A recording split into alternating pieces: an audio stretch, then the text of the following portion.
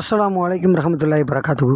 அன்பான ஐயாஸ் சேனல் சொந்தங்களே, 78வது சுதந்திர தின விழா காயல்பட்டினத்தில் பல இடங்களில் இஸ்லாமியர்களால் சிறப்புடன் கொண்டாடப்பட்டு வருவதை நாம் பார்த்தோம். அதுபோல் காயல்பட்டினம் கிளை தௌஹீத் ஜமாத், தமிழ்நாடு தௌஹீத் ஜமாத் கிளையின் சார்பாக இரத்த தான முகாம் சிறப்பாக நடைபெற்றது. இதில் பலரும் தங்களது குருதியை தானமாக கொடுத்தார்கள்.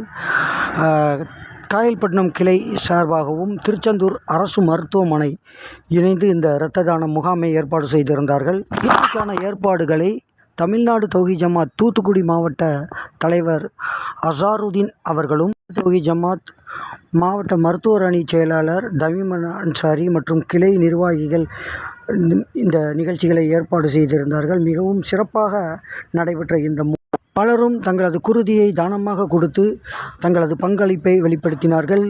இந்திய தேசியத்தில் பல இஸ்லாமியர்கள் விடுதலைக்காக போராடி தன் உயிரை அர்ப்பணித்தார்கள்.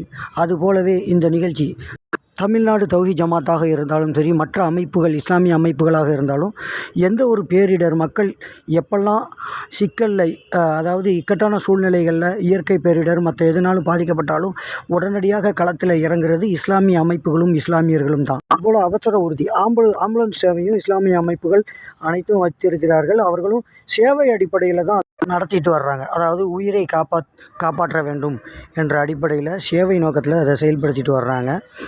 இதுபோல தான் உதிரம் குருப்போம் உயிர் காப்போம் என்ற அடிப்படையில் தமிழ்நாடு தௌஹீத் ஜமாத்தின் இந்த சிறப்பான சேவை சுதந்திர தினத்தன்று இனிதாக நடைபெற்று வந்தது. இது இனிதாக நிறைவு பெற்றது.